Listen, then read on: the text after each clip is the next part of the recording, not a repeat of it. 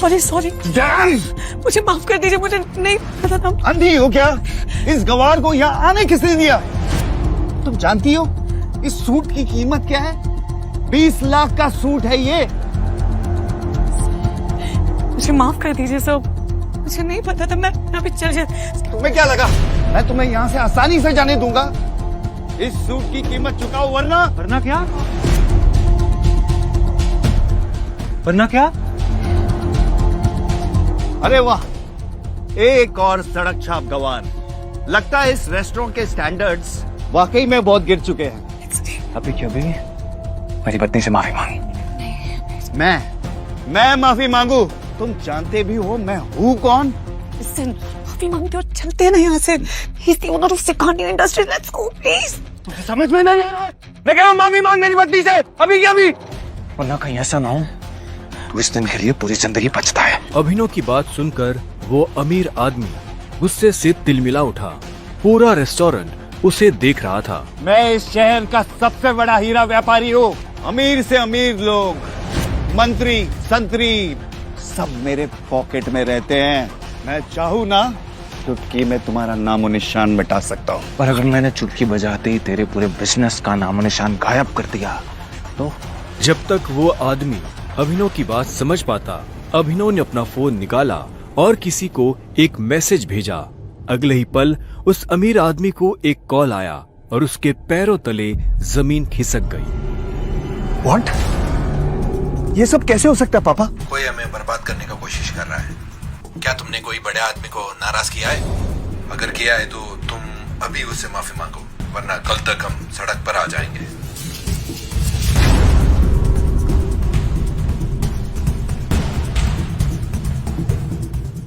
तुमने ये सब कैसे किया? आखिर तुम हो कौन? अभिनव गुड़गांव में रहता था और डिलीवरी बॉय का काम करता था। हालांकि इस काम में उसका मन नहीं लगता था, लेकिन अनाथ आश्रम से निकलने के बाद उसके पास ये करने के अलावा और कोई चारा नहीं था। 18 साल की उम्र में उसने अपना खर्च खुद उठाना शुरू कर दिया था। उसकी जिंदगी में बस एक ही खुशी थी, उसकी गर्लफ्रेंड वैभवी। जब भी वो वैभवी को देखता तो अपने सारे दुख भूल जाता था और आज तो वैभवी का जन्मदिन था, इसलिए अभिनव जल्द से जल्द उससे मिलना चाहता था। अंकल ये केक कितने का है? 600 गए और ये पेस्ट्री? वो 60 गए। एक दे दीजिए। असल में अभिनव और वैभवी ने ये तय किया था कि वो पैसे जोड़कर अपने लिए किराए का एक बड़ा घर लेंगे, इसलिए वो पैसे वेस्ट नहीं करना चाहते थे। Thank you. Thank you.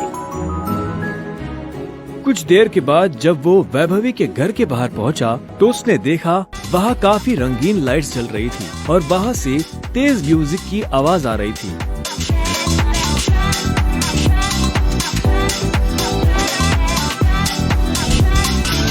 Vaibhavi,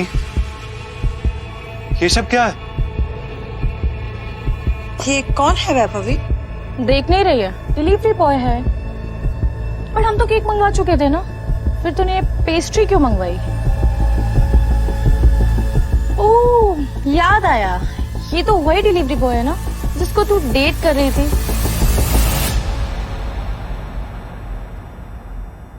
oh come on यार वैभवी, तेरा स्टैंडर्ड इतना गिर जाएगा मुझे नहीं पता था। Babe, happy birthday babe. Abhinav Deven को अच्छी तरह से जानता था। वो एक बड़े बाप का लड़का था और हर वक्त वैभवी के आसपास मंडराता रहता था। देवेन को यहाँ देखते ही अभिनव का दिमाग खराब हो गया। उसके हाथ में एक बड़ा सा गिफ्ट था, उसके आगे अभिनव के हाथ में लटकी पेस्ट्री की थैली कुछ भी नहीं लग रही थी। मेरी वैभवी को छूने की तेरी हिम्मत कैसे? दोस्तों, तुम लोगों को मेरे ऊपर डाउट था ना, मेरे स्टैंडर्ड्स पर डाउट था। अब बताती हूँ मेरे स्टैंडर्ड्स क्या है। मैं तुमसे ब्रेकअप कर रही हूँ। और नहीं तो क्या, बेचारी कब तक तुझ जैसे गरीब के साथ ऐसी आधी पेस्ट्री खाती रहेगी। साला तेरी हिम्मत कैसे?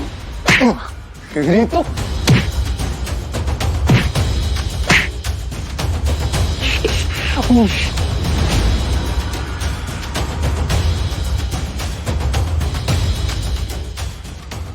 तुमने ठीक नहीं किया वैभवी। और अभिनव वहाँ से निकल गया। वो उन दोनों की शक्ल अब और नहीं देखना चाहता था। उसकी आंखों में आंसू थे और उसका दिल बुरी तरह टूट चुका था। हर घूंट के साथ उसकी आंखों के सामने वो दृश्य आ रहा था जिसमें देवेंद्र वैभवी के गालों को चूम रहा था। ये तुमने अच्छा नहीं किया वैभवी, तुमने बिल्कुल अच्छा नहीं किया। बहुत गलत किया तुमने मेरे साथ, बहुत गलत किया। अभिनव धोखे के नशे में डूबकर बेहोश हो चुका था, लेकिन उसके लिए ये रात यहाँ खत्म नहीं होने वाली थी। उधर जब अभिनव सड़क पर बेहोश हो गया था, तब इधर सनी सिंह अपनी गाड़ी में बैठा बेचैन हो रहा था। सनी सिंह की बहन अनन्या उसके गले का कांटा बन गई थी। सनी अपने दादा हरदेव पाल सिंह की नजर में आने के लिए और अनन्या को रास्ते से हटाने के लिए कुछ भी कर सकता था, और आज वो अपनी गाड़ी में अपने आदमियों के साथ निकल पड़ा था अपनी बहन को सबक सिखाने के लिए।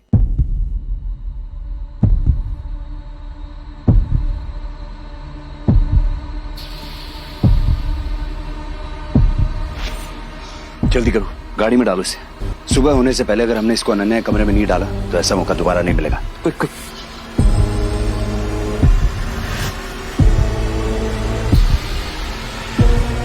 सनी के आदमी अभिनव को उठाकर सीधा रूम नंबर 409 में घुस गए। सही कपड़े उतारो और बेड पे लिटाओ उसको। कपड़ा उतारो उसका। उन्होंने अभिनव को बहुत आहिस्ते से उस बिस्तर पर लेटा दिया। वहाँ पहले से सनी की बहन अनन्या सोई हुई थी। सुबह जब अभिनव ने करवट बदली तो उसका हाथ एक नरम हाथ से टकरा गया।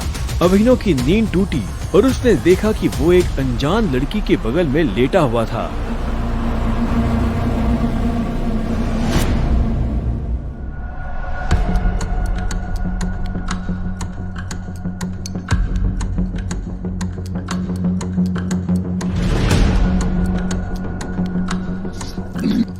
कौन हो तुम? तुम मेरे कमरे में क्या कर रहे हो? तुमने मेरे साथ क्या किया? अबे वो मेरे साल में। छी छी छी छी छी छी छी। शेम ऑन यू बहना। मुझे तो तुम्हारे कैरेक्टर पर हमेशा से डाउट था। इतनी बार मैंने दादाजी को समझाया, बोला, पर हर बार बोले मेरी अनन्या ऐसा नहीं कर सकती। लो, कर दिया तुम्हारी अनन्या ने ऐसा। अब पता है दादाजी को उनकी पोती की ये जो रंग रलियां चल रही है, इनका से लाइव टेलीकास्ट दिखाने के लिए मैंने उन्हें यहाँ बुला लिया। भाई मुझे नहीं पता, भरोसा करिए। क्या हुआ, कैसे हुआ? मैं जानती तक नहीं इस लड़के को, नहीं जानती भाई। मैं भी, हम दोनों के बीच में कुछ भी नहीं हुआ। नहीं। इससे पहले कि अभिनव सफाई देता, अनन्या और सनी के दादा हरदेव पाल सिंह कमरे में पहुंच चुके थे। उनके पहनावे से समझ आ रहा था कि वो बहुत अमीर आदमी थे। अनन्या को इस हाल में देख उनकी आंखें गुस्से में लाल हो गई थी। मुझे तुमसे ये उम्मीद नहीं थी। दादाजी, आप जैसा सोच रहे वैसा बिल्कुल नहीं है। अनन्या, तुम्हें अच्छे से नियम पता थे, फिर भी तुमने सारे नियम तोड़ दिए। नहीं दादाजी, नहीं। और तू? जब अभिनव की नजर हरदेव से मिली तो उसे लगा कि वो अपनी आंखों के सामने मौत देख रहा है। तूने मेरी पोती के साथ रात गुजारी है ना? आज से हमारे परिवार के कानून के हिसाब से तू सिंह परिवार का दामाद है। क्या? उन दोनों के बीच में लेकिन कुछ हुआ ही नहीं है। दादाजी, कुछ नहीं हुआ है। कुछ नहीं किया ना तुम दोनों ने? तो क्या ये था?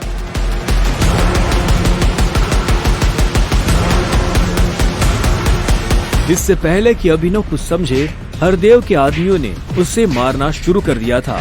अभिनव हरदेव की उम्र का लिहाज कर रहा था, इसलिए उसने अपने आप को रोक लिया था। अनन्या, इसे हॉस्पिटल भेज देना ताकि शाम को अकरम की पार्टी में आने के लिए ठीक ठाक से तैयार हो जाए। और याद रखना, मुझे शाम को अकरम की पार्टी में ये तुम्हारे साथ जरूर नजर आना चाहिए।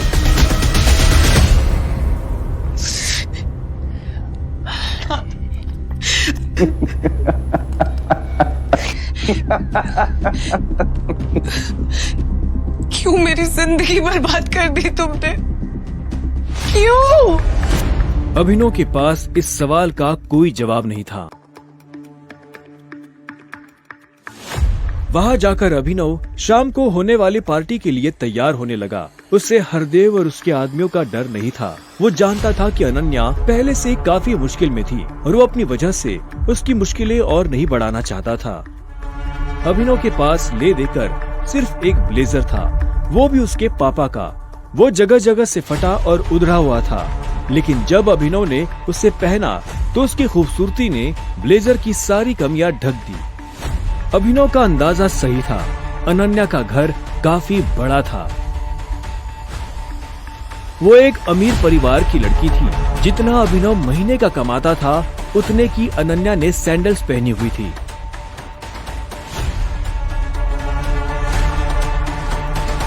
अनन्या की आंखों में दिख रहा था कि वो अभिनव से कितनी नफरत करती थी।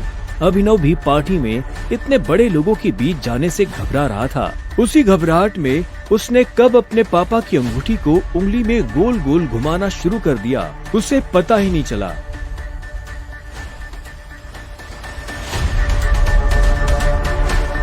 इस अंगूठी को उतार दो प्लीज, बहुत गंदी लगती। सॉरी पर ये अंगूठी मेरा सब कुछ है।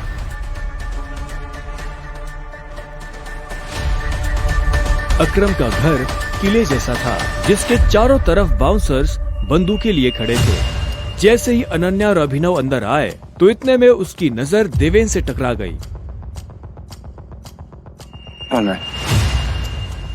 तुम यहाँ पे अगर साले अनन्या पागल हो गई हो तुम? इस सड़क छाप में ऐसा क्या देख लिया कि इससे शादी कर ली? जुबान संभाल के बात कर। नहीं तो क्या कर लेगा तू? बोलना, क्या कर लेगा? देवेन भी तैश में आ गया। अभिनव उसके ऊपर हाथ उठाने ही वाला था कि इतने में उन दोनों का झगड़ा देख पार्टी का ऑर्गेनाइजर अकरम वहां पहुंच चुका था। क्या हो रहा है यहाँ?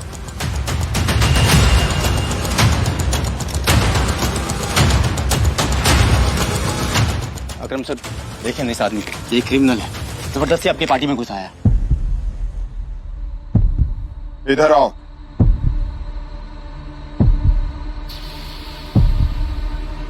कौन हो तुम और यहाँ कैसे आए? एक्चुअली ये मेरे पति है। अकरम को अनन्या की बात पर विश्वास नहीं हुआ। तुम इस पार्टी में इनवाइटेड नहीं हो। इससे पहले कि मैं पुलिस को बुलाऊं, चले जाओ यहाँ से। Thank you Akram sir. और अनन्या, तुम भी इससे दूर रहो, साला गरीब कहीं का। रुको। अकरम भागते हुए अभिनव के पास गया और उसकी अंगूठी को देखने लगा। मुझे तुमसे कुछ जरूरी बात करनी है, अकेले में। अच्छा, चलो। अकरम ने कहा और अभिनव का हाथ पकड़कर उसे अपने साथ अंदर ले जाने लगा। अनन्या, देवेन, सनी और पार्टी में मौजूद बाकी लोग ये देख हैरान हो गए थे। कुछ देर बाद जब वो अकरम के कमरे में पहुंच गए तो अकरम ने दरवाजा बंद किया और अभिनव के पास आकर बोला, मैं तुम्हारी ये अंगूठी देखना चाहता हूँ। क्यों? करो बात, मैं ऐसे मांगने वाला नहीं हूँ, बस मुझे इसमें कुछ देखना है, प्लीज।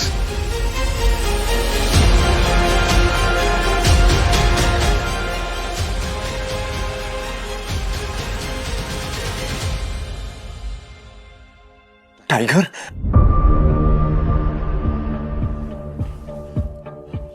टाइगर। अभिनव ने अकरम के मुंह से ये शब्द सुना तो वो हैरान हो गया। उसे अचानक से अपने पिता के वो आखिरी शब्द याद आ गए जो उन्होंने अभिनव से विदा लेते हुए कह दिए थे। लेकिन अभिनव हैरान था, उससे समझ नहीं आ रहा था कि अकरम ये सब कैसे जानता था। आखिरकार मैंने तुम्हें ढूंढ ही लिया टाइगर। टाइगर? हाँ, पिछले 18 सालों से मैं तुम्हें ढूंढने की कोशिश कर रहा हूँ। तुम हमारे टाइगर हो, हमारी हजारों करोड़ों की एम्पायर की वारिस, जिसे हम 3 दोस्तों ने मिलकर शुरू किया था। मैं, तुम्हारे पापा संजय गढ़वाल और राणा अग्निहोत्री। वो देखो। इतना कहते ही अकरम ने दीवार पर टंगी एक तस्वीर की तरफ इशारा कर दिया, जिसमें संजय, अकरम और राणा तीनों मौजूद थे। राणा को देख अभिनव को झटका लगा। उसकी आंखों के सामने वो सपना फिर से हरा हो गया, जो वो हर सुबह देखकर उठता था। उस रात अभिनव के पिता को जिस आदमी ने गोली मारी थी वो राणा था। दोस्त होने के बावजूद राणा ने अभिनव के पिता के साथ गद्दारी की थी। अभिनव की आंखें चिंगारी सी लाल हो गई। क्या हुआ? तुम इतना गुस्से में क्यों? नहीं, मैं ठीक हूँ। आप मुझे कुछ कहना चाहते थे? हाँ, वो मैं तुम्हें हमारी कंपनी द माफिया किंग के बारे में कुछ बताने वाला था, जिसे हम 3 दोस्तों ने मिलकर खड़ा किया था। द माफिया किंग, जिसके नाम से पॉलिटिशियन, सेलिब्रिटीज, इस देश का सबसे बड़ा आदमी भी कांपता था। लेकिन तुम्हारे पापा के जाने के बाद सब कुछ बिखर गया, और इस दौरान हमारे कई दुश्मन खड़े हो गए, जिसमें सबसे बड़ा दुश्मन है इकबाल शेखावत। वो तुम्हें कई सालों से ढूंढने की कोशिश कर रहा है, ताकि तुम्हें मारकर वो हमारा नामो निशान खत्म कर देना चाहता है। फिलहाल द माफिया किंग का सारा काम राणा का बेटा मोंटी संभाल रहा है। अब तुम आ गए हो तो इस कंपनी की भाग दौड़ अब तुम संभालोगे। अपने पापा के काम को अब तुम्हें आगे बढ़ाना होगा टाइगर। अभिनव की जिंदगी रातों रात पलट चुकी थी। उसके साथ जो हुआ उस पर उसे अभी तक यकीन नहीं हो रहा था। उसके हाथ में अपने पिता की तस्वीर थी, लेकिन उस तस्वीर में वो गुस्से से भरी निगाहों से राणा को देख रहा था। अगर उसका बस चलता तो वो अभी के अभी राणा का सर काटकर अपने पिता की मौत का बदला ले लेता। मैं तुमसे पूछना ही भूल गया, इतने सालों तक तुम थे कहां? कहां थे तुम? पापा के जाने के बाद मैं एक अनाथ आश्रम में पला बढ़ा। कई सालों के बाद वहां से निकला, काम करने लगा ताकि पढ़ाई के लिए पैसे जोड़ सकूं। लेकिन इस दौरान आप लोगों ने मुझे ढूंढा क्यों नहीं? टाइगर, ऐसा नहीं है कि मैंने तुम्हें ढूंढने की कोशिश नहीं की। जैसे कि मैंने तुम्हें बताया कि तुम्हारे पापा के जाने के बाद माफिया वर्ल्ड में अफरा तफरी मच गई थी। हम उसे भी संभाल रहे थे और तुम्हें भी ढूंढने की कोशिश कर रहे थे, लेकिन वक्त के साथ साथ तुम्हारा चेहरा भी बदल रहा था, इसलिए तुम्हें ढूंढने में बहुत मुश्किल हो रही थी। फिलहाल अब तुम मिल गए हो। अब तुम्हें देखकर मोंटी और बाकी सब लोग बहुत खुश होंगे। मोंटी का नाम सुनते ही अभिनव को गुस्सा आ गया था। मोंटी एक गद्दार का बेटा था। अभिनव ना तो उस गद्दार के बेटे से मिलना चाहता था और ना ही बात करना चाहता था। लेकिन पापा ने तो मुझे कभी इस माफिया ग्रुप के बारे में कुछ बताया ही नहीं है। वो चाहते तो मुझे बता भी सकते थे। तब तुम बहुत छोटे थे, शायद इसीलिए संजय ने तुम्हें इन सब चीजों से दूर रखा। लेकिन मेरा यकीन मानो, मैंने तुम्हें ढूंढने की बहुत कोशिश की। अब तुम मिल गए हो तो मुरझाया हुआ द माफिया किंग फिर से जिंदा हो जाएगा। चीयर्स। अभिनव के मन में कई सारे सवाल उठ रहे थे। उसे समझ नहीं आ रहा था कि राणा का राज अकरम और बाकी लोगों को पता क्यों नहीं चला, और क्यों एक गद्दार का बेटा अभिनव की गद्दी पर बैठा हुआ था। इससे पहले कि अभिनव अपने आप को कोई जवाब दे पाता, अकरम उसके पास आया और उसने अभिनव को 50 करोड़ रुपए का एक चेक थमा दिया। ये लो, इसे रख लो। जब तक तुम टाइगर की पोजीशन नहीं पा लेते, तब तक तुम्हें इसकी जरूरत पड़ेगी। अभिनव ने अकरम के हाथ से चेक लिया और उसे देखने लगा। उसकी जिंदगी पलट तो गई थी, लेकिन अभी भी ऐसे कई सवाल थे जिनके जवाब उसे नहीं मिले थे। एक बात और, तुम्हारी असली पहचान के बारे में फिलहाल किसी को कुछ पता नहीं लगना चाहिए। इसलिए अभी तक जैसे जीते आए थे वैसे ही जीते रहना, समझे? अभिनव ने हाँ में सिर हिलाया और दोनों कमरे से बाहर आ गए। इधर अनन्या चिंता भरी निगाहों से उस कमरे के दरवाजे को देख रही थी जिसमें अभिनव और अकरम थे। वो ये जानने के लिए बेताब थी कि उन दोनों के बीच अंदर क्या बात हो रही थी। और अभिनव को आने में इतनी देर क्यों लग रही थी। लगता है आज अभिनव अपनी ही दवा चखेगा। वैसे कितने दुख की बात है ना, शादी के बाद बेचारा ऐश करने से पहले ही मर जाएगा। ये सुन अनन्या को झटका लगा। वो जानती थी कि अकरम के लिए किसी को मारना कोई बड़ी बात नहीं थी। अकरम सर जैसे गटर के चूहों को बर्दाश्त नहीं करते हैं, साफ कर देते हैं। देखना ये भी नहीं बचेगा। इसे कहते हैं शादी करके मर गया, वो बात सच हो जाएगी। अनन्या को ये सुनकर बुरा लगा। कोई इंसान किसी दूसरे इंसान की मौत पर खुश कैसे हो सकता था। प्लीज एटलीस्ट उसके बारे में इस तरह से बात तो मत करो। तो कैसी बातें करें? जिसके जैसे लक्षण होते हैं ना, उसके बारे में वैसी ही बातें होंगी। देवेन सही कह रही है वो, बिल्कुल ठीक कह रही हो। हमें उसके बारे में ऐसे बात नहीं करनी चाहिए। वैसे भी मेरे दादाजी ने कहा था कि मरे हुए लोगों के बारे में ना गलत बात नहीं करनी चाहिए।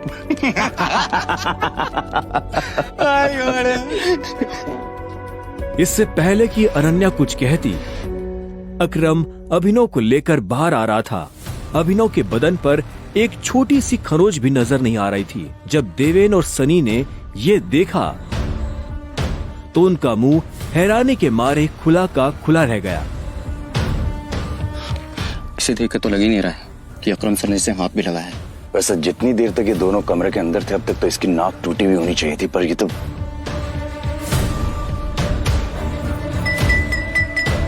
लेडीज एंड जेंटलमैन, मैं आप सबको किसी से मिलवाना चाहता हूं।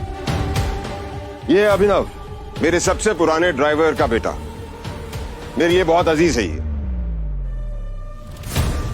अकरम ने जैसे ही अभिनव का सबसे परिचय करवाया तो देवेन और सनी खुश हो गए, लेकिन अनन्या को ये सुनकर झटका लगा। Enjoy the party please.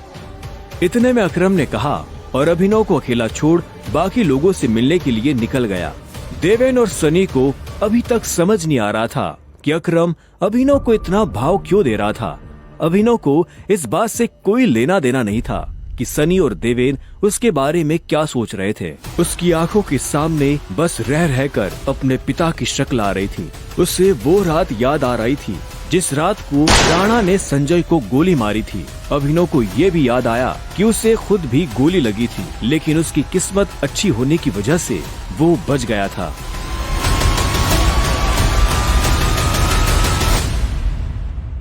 मुझे नहीं लगा था कि तुम अपने पैरों पर बाहर भी आ पाओगे।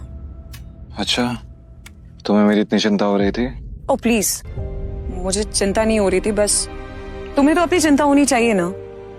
अगर जिंदा रहना चाहते हो तो थोड़ा बचकर रहो। अकरम सर ने तेरे से अंदर क्या बात की बता। उन्होंने मुझसे कहा कि अगर देवेन जैसा गधा तुझसे सवाल पूछे तो उसे जवाब मत देना। रामखोर।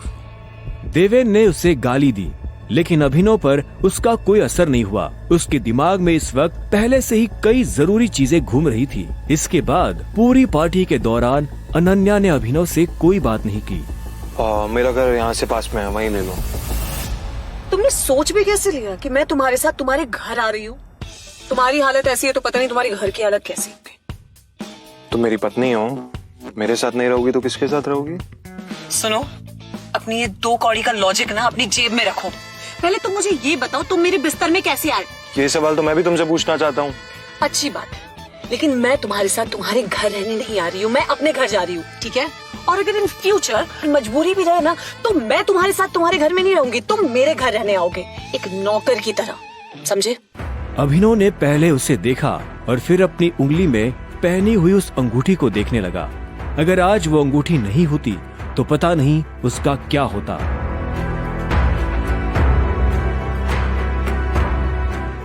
अगली सुबह जब अभिनव का अलार्म बजा, तब वो फिर से वही सपना देख रहा था।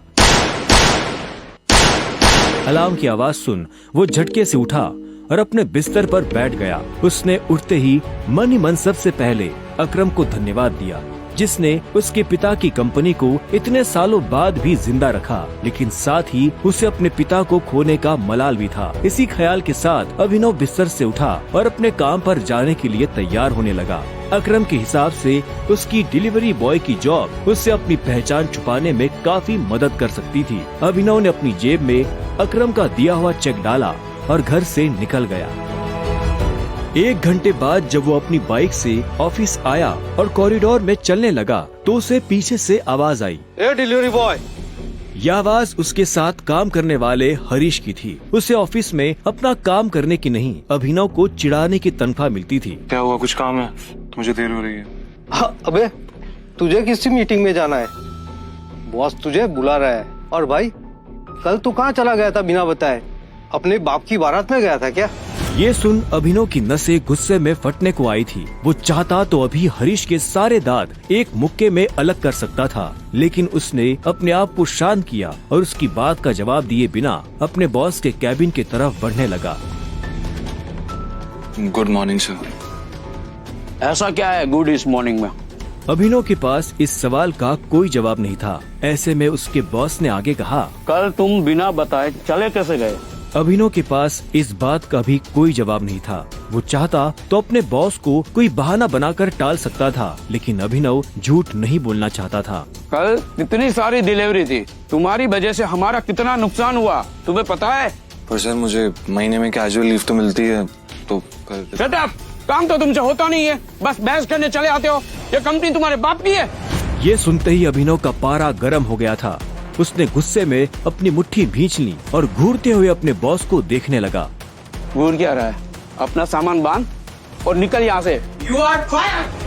अभिनव को ये सुनकर झटका नहीं लगा। असल में वो जानता था कि उसके साथ ऐसा कुछ बहुत जल्दी हो सकता था। उसका बॉस और देवेन एक दूसरे को बहुत अच्छी तरह से जानते थे। कल पार्टी में अभिनव ने देवेन को जिस तरह से जवाब दिया, उन्होंने मुझसे कहा कि अगर देवेन जैसा कहता तुझसे सवाल पूछे तो उसे जवाब मत देना। उससे उसे समझ आ गया था कि आज नहीं तो कल ये होकर रहेगा। ठीक है, कोई बात नहीं, मैं चला जाता हूँ। जो मैंने पूरा महीना काम किया है उसकी सैलरी दे दीजिए। सैलरी? तेरी वजह से हमारा जो नुकसान हुआ उसकी भरपाई अगर मैं तेरी सैलरी से भी करूँ ना, तो भी तुम्हें अपनी जेब से 10,000 रुपए देने पड़ेंगे। शुक्र मना कि वो मैं तुझसे नहीं मांग रहा, इसलिए चुपचाप निकल यहाँ से। क्या बोल रहे हो सर आप? क्या मेरे एक दिन आने में आपका 25,000 का नुकसान हो गया? मैं तब तक यहाँ से नहीं जाऊंगा जब तक मुझे मेरी सैलरी नहीं मिल जाएगी। सैलरी दीजिए। सैलरी? रुक, अभी देता हूँ तुझे तेरी सैलरी। उसके बॉस ने कहा और टेबल पर रखी घंटी बजा दी। अगले ही पल कमरे का दरवाजा खुला और 4 बाउंसर अंदर घुस आए। उठाकर बाहर पटको साले को।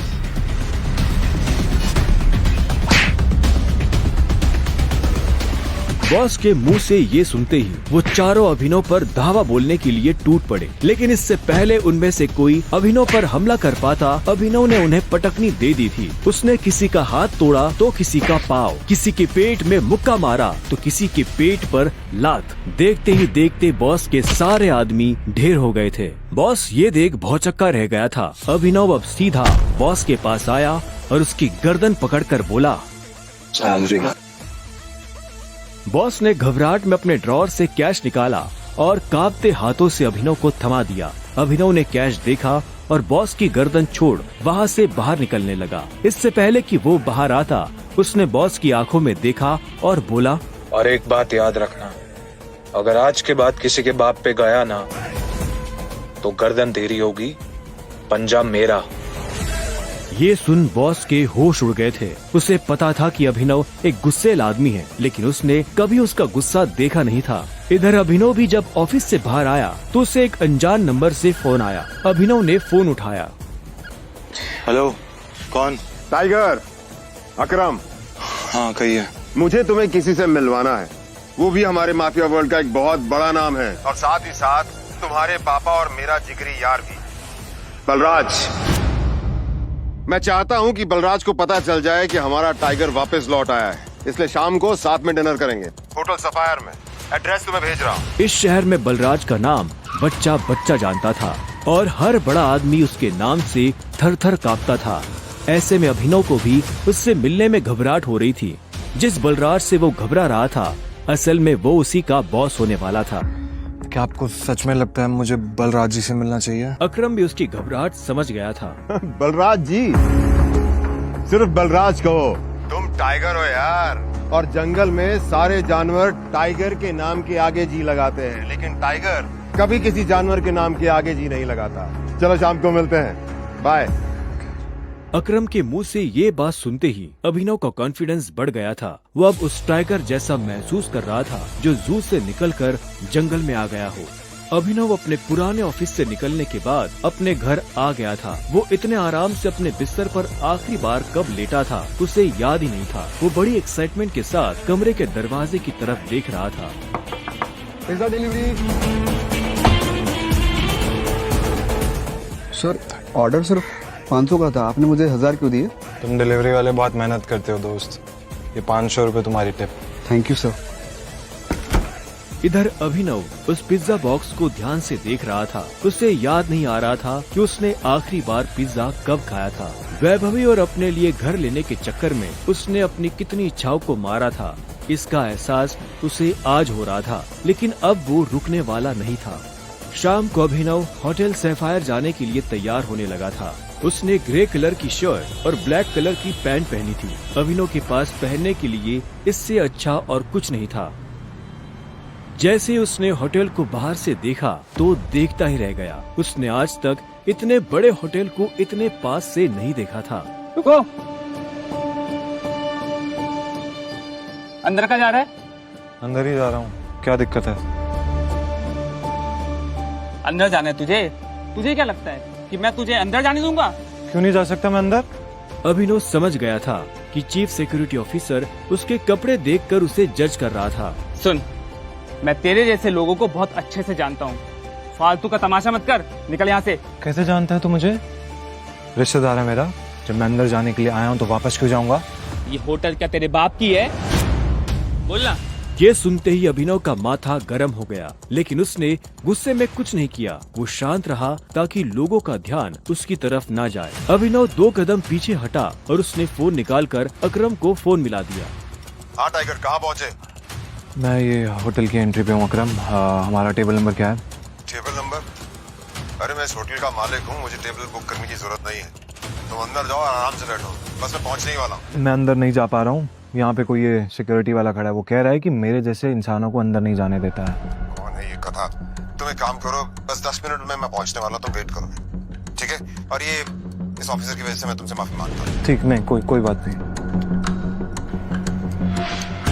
क्यों, बहुत हीरो बन रहा था ना? मैंने कहा था मैं तुझे अंदर जाने नहीं दूंगा। अगर प्रधानमंत्री को भी कॉल करेगा ना तब भी नहीं, समझा? चल निकल यहाँ से।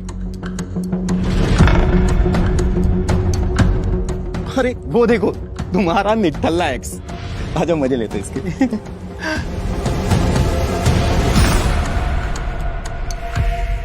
इससे मैंने अपना बॉयफ्रेंड कभी माना ही नहीं। वैसे भी मैं अपनी से छोटे लोगों से बात नहीं करती, मुंह नहीं लगती उन्हें बॉयफ्रेंड क्या बनाऊं। तुम छोटे आदमी के मुंह नहीं लगती होगी, लेकिन ये छोटा आदमी तुम्हें एक सलाह देना चाहता है। इंसान की पहचान उसकी जुबान से होती है। जुबान संभाल के बात करो, वरना किसी दिन यही जुबान तुम्हारी जान ले लेगी। वाह, क्या बात कही है। ताली बजा। Very nice. तो फिर तुमसे तुम्हारे पैर क्यों नहीं संभाले गए? यहाँ कैसे चले आए? पिए हुए हो क्या?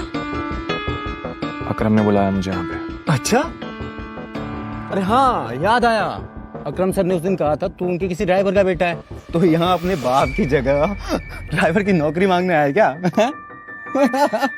सही है, लेकिन वो रखेंगे नहीं, तेरे जैसे गरीब को वो ड्राइवर भी नहीं रखेंगे।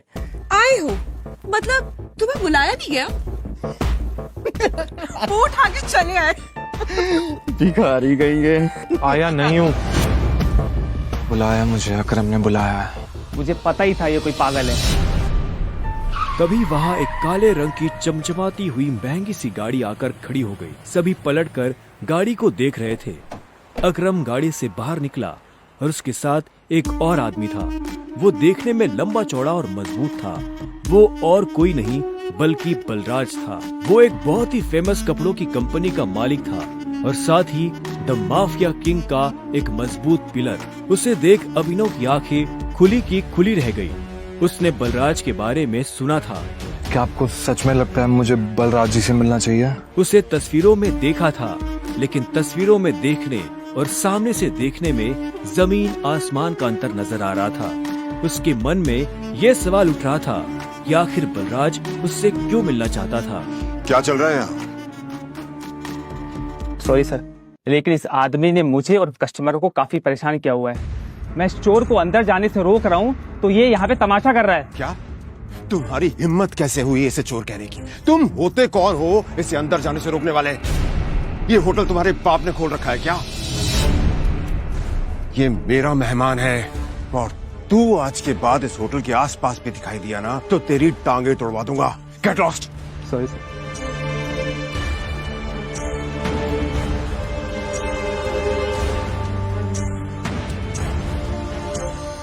आई एम सॉरी टाइगर, इस बेवकूफ की वजह से। नहीं, असल में तो छोटा आदमी का दुश्मन बना हुआ है आजकल। आओ चलो। अकरम ने अभिनव को अपने साथ अंदर आने का इशारा किया। अभिनव अकरम के पीछे चला जा रहा था। उसे महसूस हो रहा था कि बलराज भी अपने भारी भरकम पैरों के साथ अभिनव के पीछे आ रहा था। कुछ देर के बाद वो होटल के एक आलीशान से कमरे के बाहर आ चुके थे। इससे पहले कि वो अंदर जाते, होटल का मैनेजर उनके पास आया और बोला, good evening sir, welcome sir, can I get something for all of you?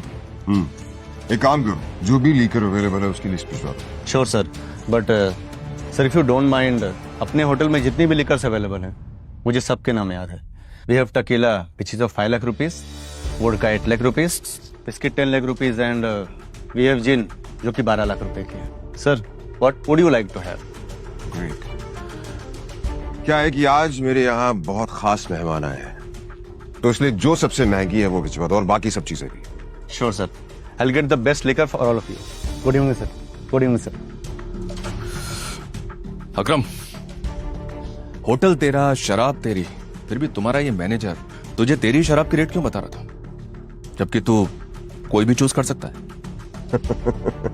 वो इसलिए मेरे दोस्त क्योंकि मैं दिन देखकर शराब मंगवाता हूं और आज का दिन मेरे लिए, इनफैक्ट हम सबकी जिंदगी के लिए बहुत इंपॉर्टेंट दिन है, इसलिए मैंने हम तीनों के लिए महंगी शराब मंगवाई। So let's enjoy. अच्छा। आओ। Okay, let's enjoy. अब तुम्हें यहाँ अपनी पहचान छुपाने की जरूरत नहीं है। ये रूम प्राइवेट भी है और सबसे सेफ भी। बैठो। वो एक आलीशान कमरा था। वो तीनों बैठ गए। तब अभिनव बलराज को बहुत ध्यान से देख रहा था। बलराज, आज मैंने तुम्हें यहाँ एक बहुत इंपॉर्टेंट इन्फॉर्मेशन देने के लिए बुलाया है। हमें संजय का बेटा टाइगर मिल गया है, लेकिन फिलहाल वो अंडरकवर है, इसलिए उससे तुम्हें मैं बाहर नहीं मिलवा सकता था। Sir your snacks and drink.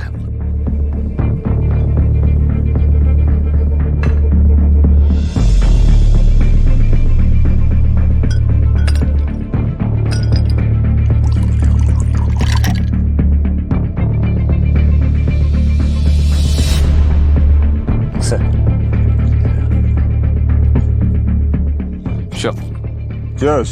Cheers.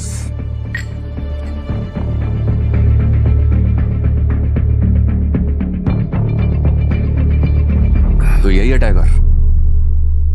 हाँ, ये है हमारा टाइगर। और मैं चाहता था ये हमारी टीम के बड़े और भारी मेंबर्स से मिल ले, और मिलने के बाद जिस तरफ हम बढ़ रहे हैं उस तरफ बढ़ने में ये हमें लीड करे।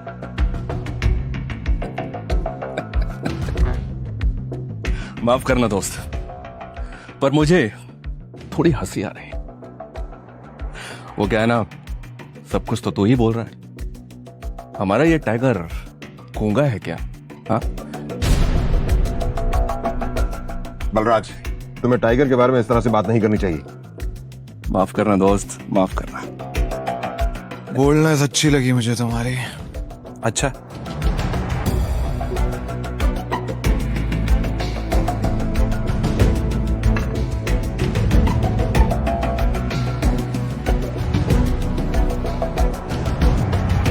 हो गए तुम बॉस, लेकिन ये मत भूलना तुम किसके सामने बैठे हो। टाइगर हूं मैं। टाइगर ना ही चुप रहता है, ना ही धीरे बोलता है। टाइगर सीधा धाड़ता है।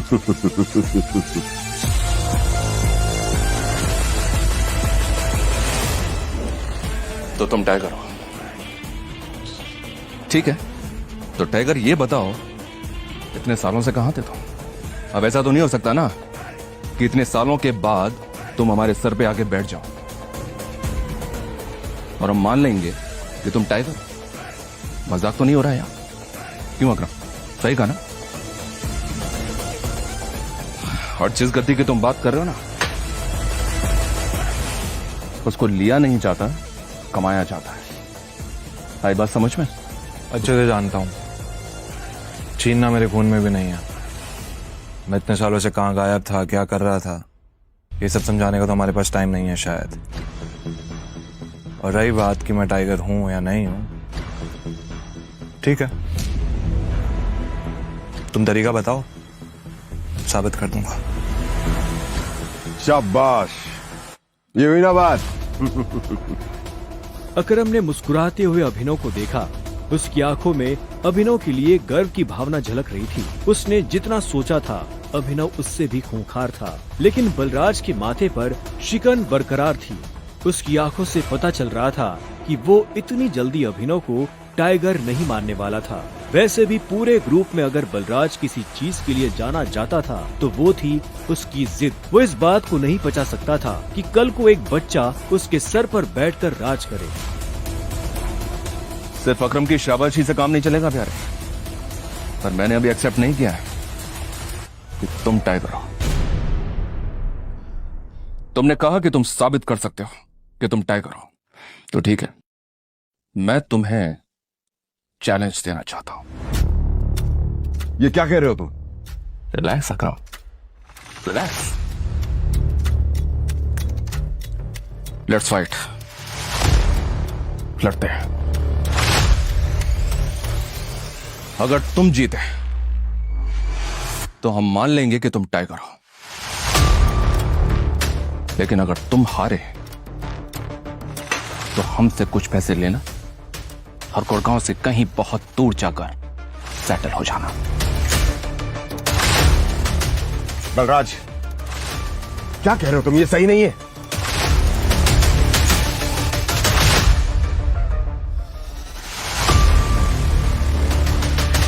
Let's fight. कब करनी है लड़ाई? ये सुनते ही बलराज के चेहरे पर मुस्कान आ गई। अकरम के होश उड़ गए थे। अब आगे क्या होने वाला था? क्या अभिनव बलराज को हरा पाएगा या उसे अपने पिता का दिया हुआ सब कुछ छोड़कर हमेशा के लिए दूर जाना पड़ेगा? इन सभी सवालों का जवाब जानना चाहते हो तो आपको सिंपल सा एक काम करना है। अपनी स्क्रीन पर दिखाए गए एक नीले रंग के इंस्टॉल बटन पर क्लिक करना है। क्लिक करने पर तुरंत आपको मोबाइल फोन पे प्ले स्टोर पेज दिखाई देगा, जिसमें पॉकेट एफएम के नीचे दिए हुए इंस्टॉल बटन पर क्लिक करना है। उसके बाद ओपन बटन पर क्लिक करके अपने मोबाइल नंबर से पॉकेट एफएम ऐप रजिस्टर करिए। अब आप पॉकेट एफएम के सभी अद्भुत ब्लॉकबस्टर कहानियों को सुन सकते हैं। सुनने के लिए तुरंत डाउनलोड कीजिए पॉकेट एफएम।